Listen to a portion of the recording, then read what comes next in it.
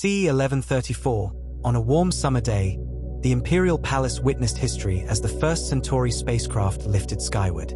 Built from salvaged components of the older Shogren vessel, the IS Kiros Valor launched from the palace's rear fields and pierced through the homeworld's atmosphere on a 4-hour journey to high orbit. The craft returned bearing crystal-clear images of the cosmos and momentous news. It possessed the capability to transport an exploration crew to the twin Centauri moons. This achievement sparked immediate unity among the Centauri.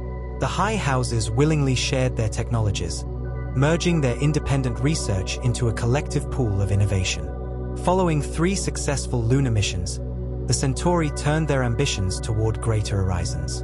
Leveraging a partially functional faster-than-light drive salvaged and roughly restored from the second Shogren vessel, they constructed a new ship equipped with the most advanced technology the Centauri could reproduce. 7 years after the inaugural Centauri spaceflight, the IS Kiros Pride departed from the Isle of Selene and arrived at the nearest planet in their home system. Though the world's atmosphere proved somewhat corrosive, the Centauri had developed respiratory filters and sufficient equipment to conduct a 3-month planetary survey. When the Kiros Pride returned to the Emperor, it brought promising news. The neighboring planet was abundant in resources and sufficiently stable to sustain a colony. Throughout the late 12th century, the Centauri spread rapidly across their solar system. Each planet of material worth became a royal colony. Commoners volunteered for these new settlements, bringing their trades and slave labor contingents to distant worlds. It was an age of boundless possibility and equally boundless peril. Not every colony thrived from the start. An inadequate survey of Centauri Beta 3 overlooked critical geological instabilities, and when mining operations commenced, they triggered catastrophic earthquakes that devastated the first settlement. 400 Centauri perished in the disaster, including the colony's noble overseer and an entire corps of genetically engineered laborists. This tragedy suspended system exploration for several years, yet the Centauri's resolve remained unshaken. By 1200, they had colonized their system's final planets. The new century presented a critical dilemma. The Kiros Pride had become an aging relic, yet she carried the only operational faster-than-light drive in Centauri possession.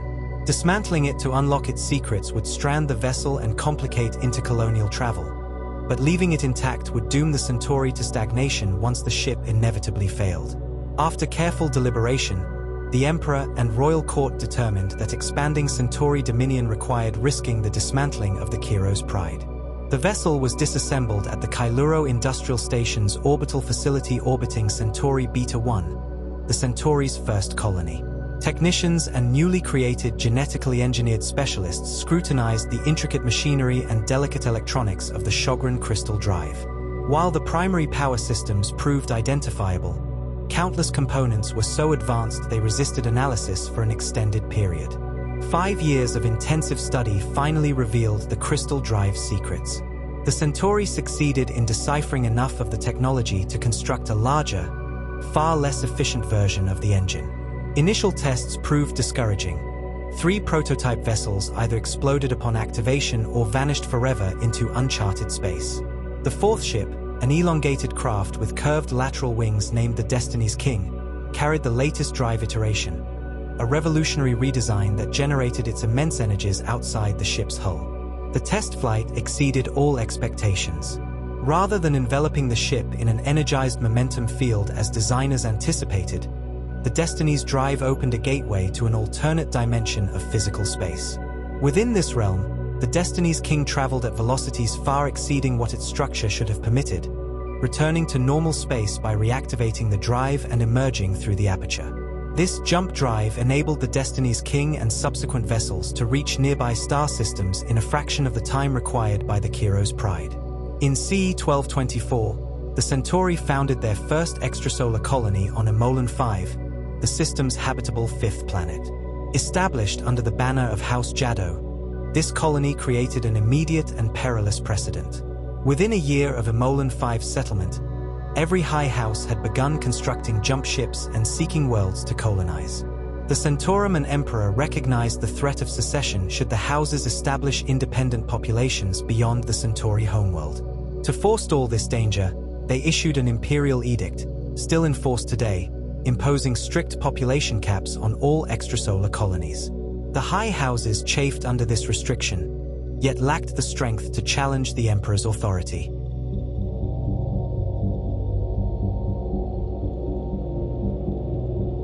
The high houses accepted the emperor's restrictions on settlement with little protest, driven by a singular fear they could not overcome: the unknown creators of their technology.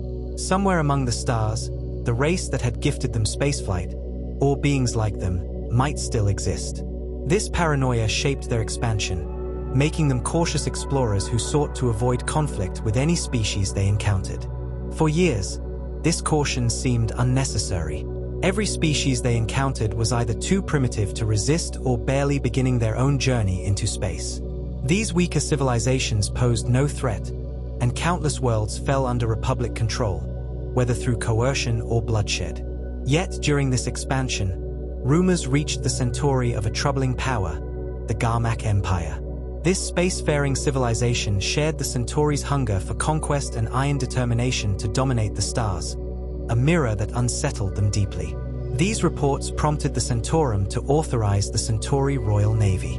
The first fleet was modest, a few dozen vessels equipped with energy weapons reverse-engineered from Shogren wreckage. Yet, despite their humble origins, these ships represented the pride of the Republic, deployed to protect exploration vessels the moment they achieved spaceworthiness. Throughout their conquests, one thought drove the Centauri forward: an inevitable confrontation with the Garmak Empire.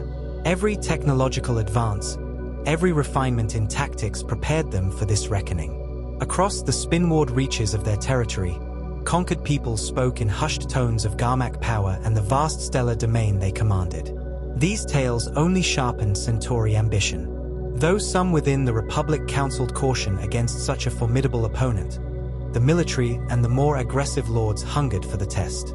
An advanced civilization meant advanced technology, spoils worth any risk for those bold enough to seize them. Having leaped forward once through salvaged technology, the Centauri craved an even greater prize.